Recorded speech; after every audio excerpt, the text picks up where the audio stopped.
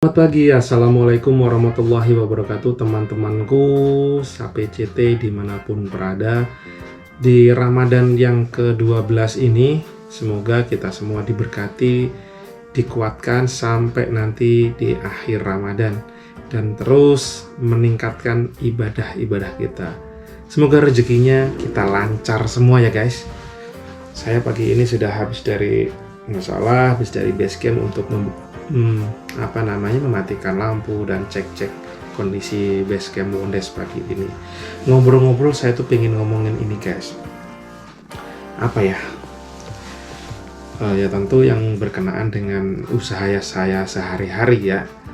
Kalau yang saya alamin sampai hari ini, saya itu penjualan gitu ya. Saya menyangkut langsung ke penjualan Wondes. Wondes ini kondisinya di Ramadan kali ini naik turun. Jadi kalau tahun kemarin itu masih lumayan ngegas, tahun ini masih terkendali dan kadang omsetnya tuh naik, kadang standar dan kadang juga ngedrop. Dan ada beberapa produk yang kami jalankan, salah satunya produk musiman. Di awal Ramadan kemarin repetitionnya untuk produk ini tinggi, yaitu kurma rooftop Rayyan, tapi beberapa hari ini justru yang kami alami boncos. Jadi saya tiap hari ngiklan tapi hasilnya rugi gitu. Tetapi saya tetap positive thinking dan semangat. Dalam menjalankan usaha itu memang butuh proses perjuangan dan tidak selamanya pahit. Tetapi yang saya alami gitu ya, walaupun hati deg-degan, kadang takut, kadang was-was gitu ya, tapi semua itu adalah proses perjalanan guys. Nggak ada misalkan saya boncos itu jadi hal yang selalu negatif, tidak, tapi justru pelajaran bagaimana menghindari boncos. Jadi tahu gitu ya, rugi itu gimana rasanya, gimana menghindari rugi, gimana caranya mencari solusi. Karena saya sendiri merasa bahwa menjalankan usaha itu kalau tidak ada proses pembelajaran dipaksa, itu saya nggak jalan. Motivasi saya kurang. Motivasi saya untuk fight, untuk bertempur itu kurang. Tapi pada saat misalkan merasa ada kerugian, ada hal yang membuat saya nggak bisa bertumbuh gitu, kok stuck gitu. Jadi mau nggak mau saya dipaksa untuk berpikir, apakah ini yang saya alamin sendiri atau juga teman-teman. Jadi the power of kepepet atau kondisi yang memaksa itulah yang membuat saya bisa survive sampai detik ini gitu. Karena kalau dipikir secara akal sehat ya, orang rugi ngapain diterusin, orang rugi ngapain saya jalanin. Tetapi ya itulah proses perjalanan saya belajar loh.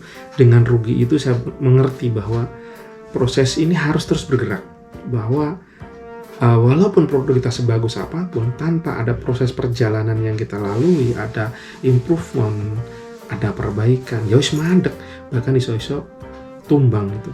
Pantesan aja kayak usaha-usaha yang udah kelas dunia gitu ya, seperti HP zaman dulu Nokia yang pemimpin pasar pun dia kurang apa coba? Duit ada, modal ada, pekerjaannya luar biasa seluruh dunia, maksudnya orang-orang pilihan, orang-orang hebat, kok bisa tumbang juga, bisa kalah gitu. Apalagi saya gitu yang masih baru mulai, baru belajar, dan belajarnya pun nggak bisa langsung seset gitu. Ya ada proses, kok rasanya pelan banget gitu ya, kok rasanya kadang cepet banget gitu. Tapi saya rasa inilah perjalanan saya gitu ya. Saya nikmatin, saya jalanin. Ingat banget di tahun kemarin gitu, tapi selalu ada progres ya. Contohnya saja kemarin tuh Wondes itu masih masih ngontrak kecil gitu. Bahkan awal-awal ngontrak saya tuh takut. Takutnya kenapa? Karena saya nggak punya duit. Saya mikirin gimana bisa bayar nggak dari proses penjualan, dari omsetnya. Kalau saya pikir secara akal sehat, secara kalkulasi benar-benar real, nggak mampu membayar. Terus saya langsung ambil pasukan dan gajinya pun melebihi standar yang tempat-tempat baru lah gitu ya, yang biasanya masih di angka berapa ya, paling-paling saya berani itu 2 juta ke bawah gitu. Ini udah saya langsung jebret gitu, lebih tinggi. Dan ternyata itu semua cuma modal nekat. Tetapi guys, kalau saya nggak nekat, saya nggak tahu bahwa oh ini tuh begini, ini tuh begini. Dan kenyataannya bersyukur kepada Allah Subhanahu wa taala gitu ya. Kenekatan-kenekatan itu tetap ada jalannya gitu.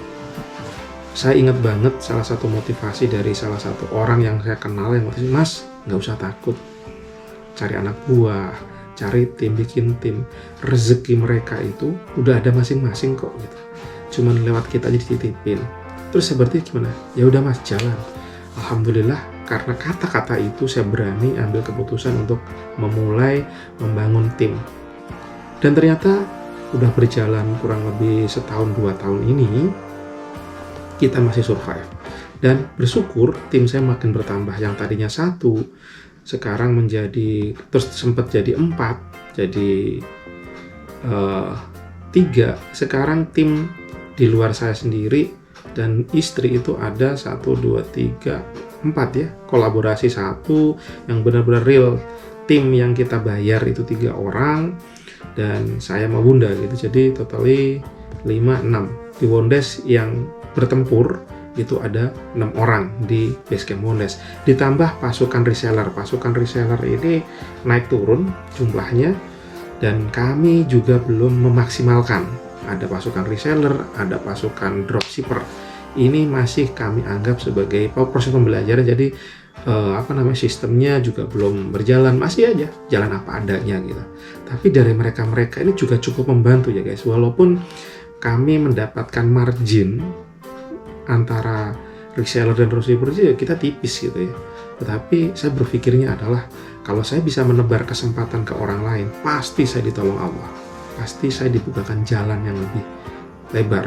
Kadang-kadang teringat banget di tahun 2000 berapa ya? Tahun kemarin atau tahun sebelumnya? Tahun sebelumnya sepertinya itu produk saya terbatas. Sedangkan permintaan membludak luar biasa dan akhirnya apa? Saya rebutan produk dengan reseller saya sendiri. Saya selalu bilang nggak ada produk karena memang limit banget. Karena kalau saya jual sendiri, untungnya udah lumayan tinggi, permintaan tinggi dan barang stok saya nggak ada.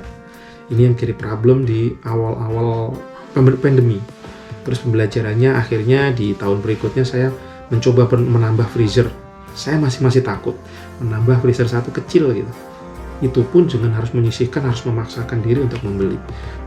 Akhirnya masih aja kalang kabut di end of Ramadan karena produksinya off, stok saya menipis dan terjadi libur produksi dan akhirnya kacau lagi.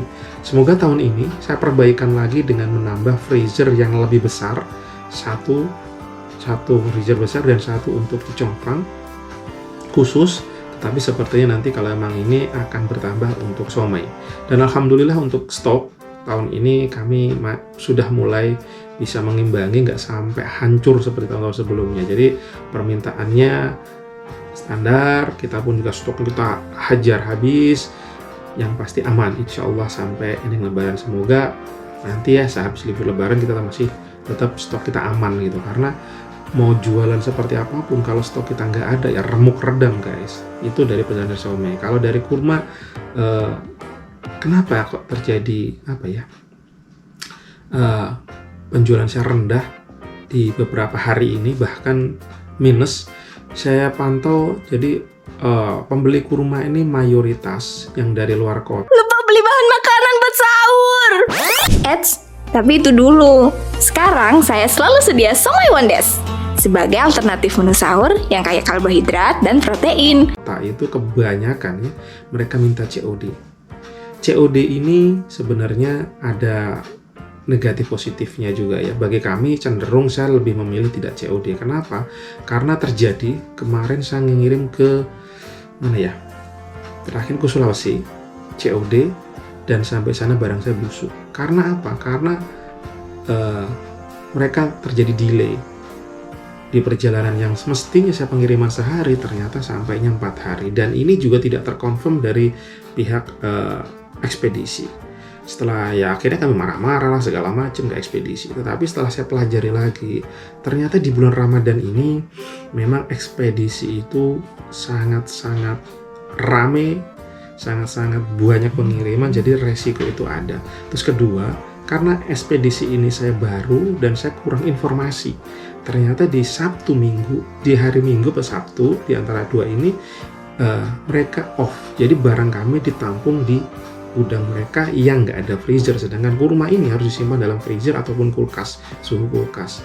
Kalau saya menggunakan solusi lain, misalkan dengan transfer, saya bisa menggunakan salah satu ekspedisi yang sudah jadi partnership kami, yaitu Paxel. Paxel memiliki mesin pendingin di setiap titik-titik mereka menaruh barang kami. Jadi walaupun delay, insya Allah aman. Nah, begitulah teman-teman, setiap detik-detik atau hari-hari yang kami jalani adalah proses belajar. Dan ada aja hal-hal yang baru, ada hal-hal yang kami dapat ilmu dari sana.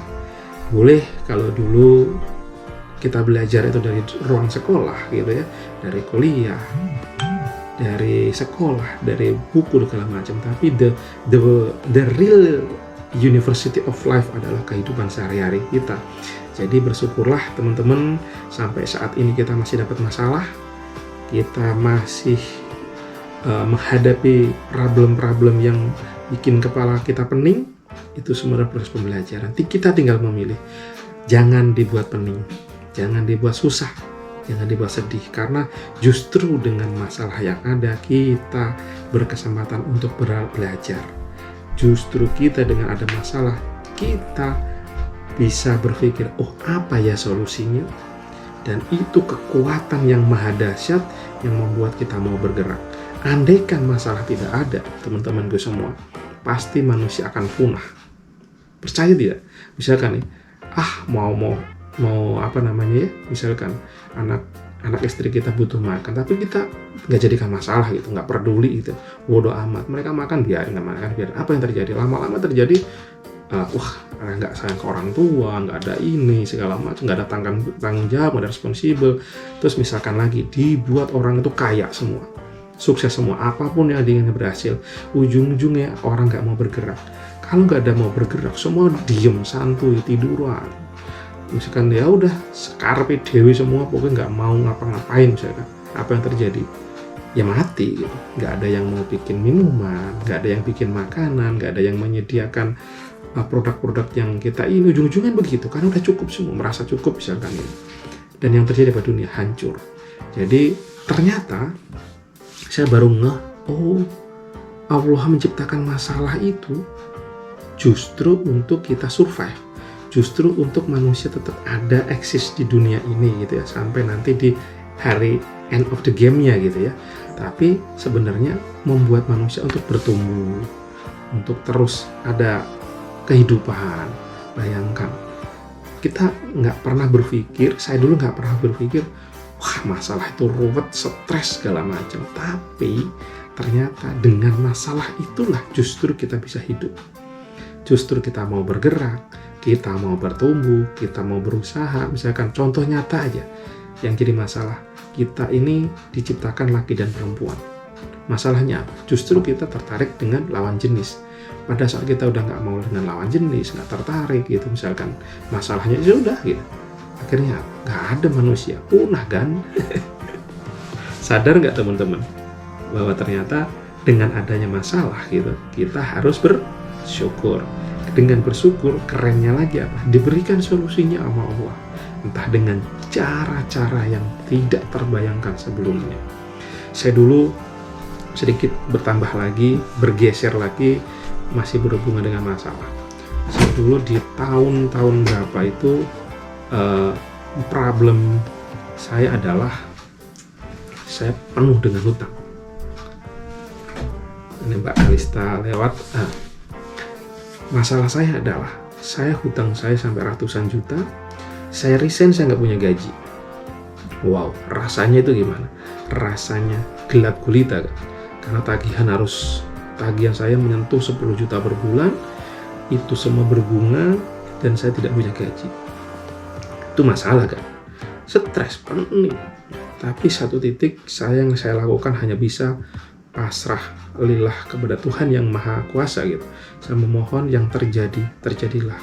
Saya udah benar-benar zero, pikiran saya udah mentok, saya nggak bisa ngapa-ngapain ibaratnya, dan saya hanya pasrah. Dan ternyata keajaiban itu ada. Uang saya yang di kantor yang tertahan kurang lebih dulu ada sampai 60 juta keluar. Ada saudara saya yang saya bantu waktu itu problemnya, dan akhirnya yang saya bantu pinjam uangnya dikembalikan, dan solve problem yang tadinya impossible, yang kayak nggak ada solusi. Saya mentok pada saat saya pasrah lillah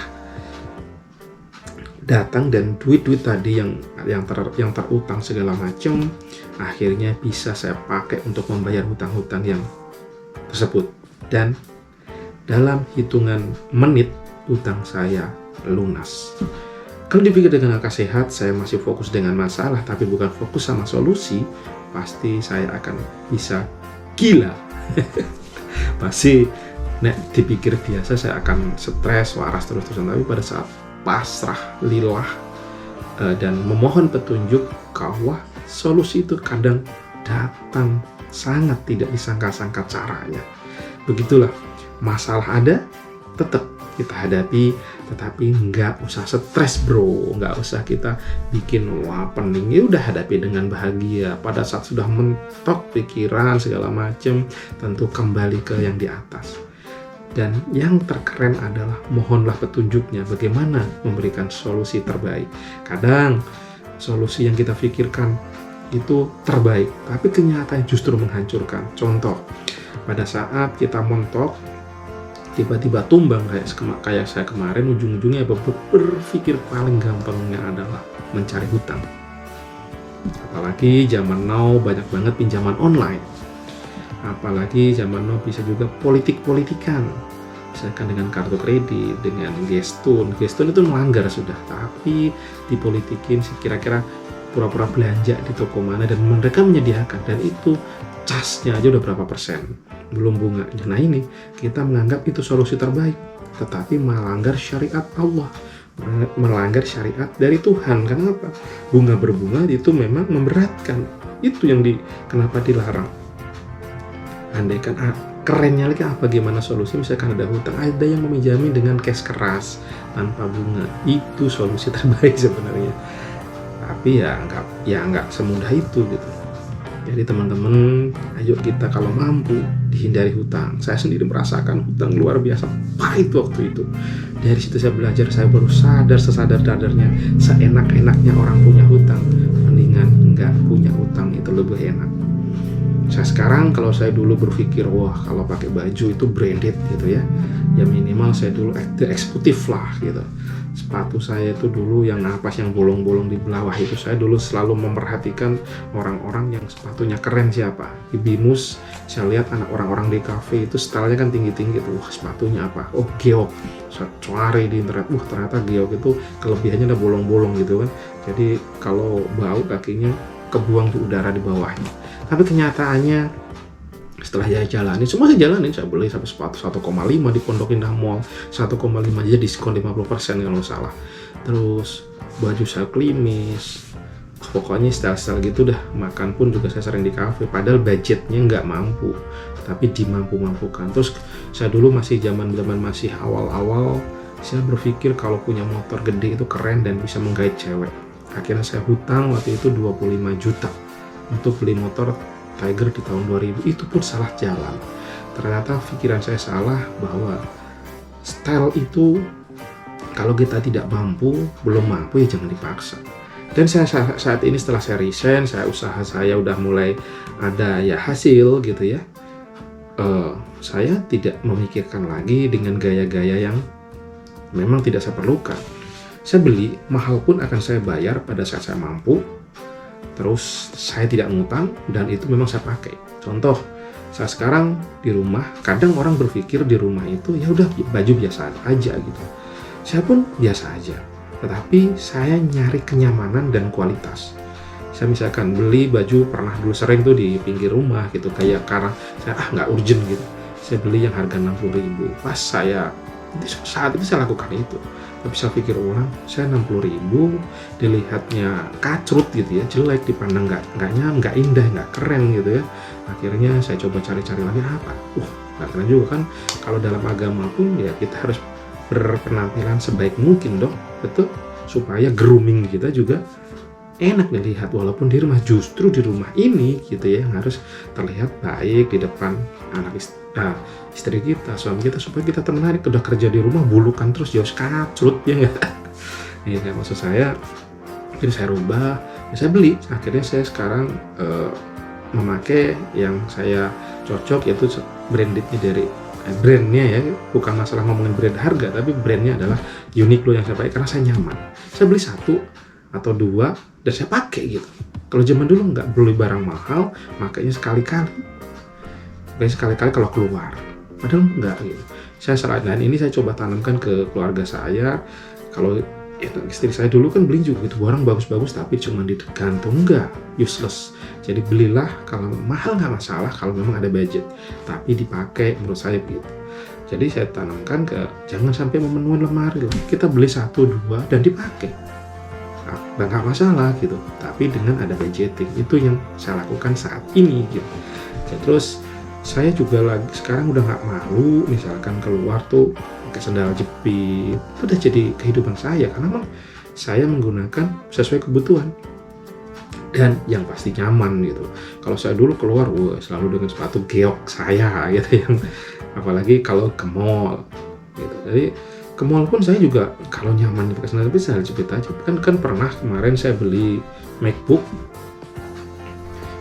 tahu sendiri harganya ya, di atas 25 juta kemarin itu. Saya sandal jepitan, baju saya bulu, karena saya merasa nyaman, why not gitu. Yang pasti kan saya beli, saya ada uang, budgetnya ada, dan terkesan memang dicibir gitu waktu saya masuk ke iBox gitu. Kelihatannya sebelah mata, ya nggak masalah gitu. Tapi saya udah pede aja, yakin, karena saya yakin ya saya ada duit gitu untuk membeli Mac tersebut. Dan setelah itu saya coba, saya berbagi ke mereka yang tadinya melihat. Oke, tadi kamera saya kayaknya overheat, mati. Saya lanjutkan. Kalau tadi sampai di itu ya, di mall, terus saya merasa dipandang sebelah mata, setelahnya saya coba berbagi aja. Nah, dalam hati nih, tadi lo ngeliatnya gue sebelah mata kan nih, tak kasih jebret. Saya keluarkan uang cash, saya kasih ke beberapa orang nih yang layanin saya tadi, dan mereka ternyata malah berbalik, terima kasih. Nah, terkadang juga gitu, kita memang kalau orang belum paham, kita bisa direndahkan, tapi nggak usah takut. Kita tidak akan rendah kalau Allah tidak merendahkan kita, dan kita tidak akan naik senaik-naiknya pada saat Allah tidak menaikkan kita. Percayalah, itu semua karena ridho dan karunia Allah Subhanahu wa Ta'ala. Jadi teman-teman, pesan saya, cerita saya pagi ini, kalau memang ada hal baiknya monggo diambil, tapi kalau itu nggak baik, itu buruk, buang jauh. Karena setiap video ini dipersembahkan oleh Siomay Wondes. Makan siomay, ya Siomay Wondes. Apabila bermanfaat, bantu like, share, dan subscribe ya guys, biar makin semangat membuat videonya. Terima kasih.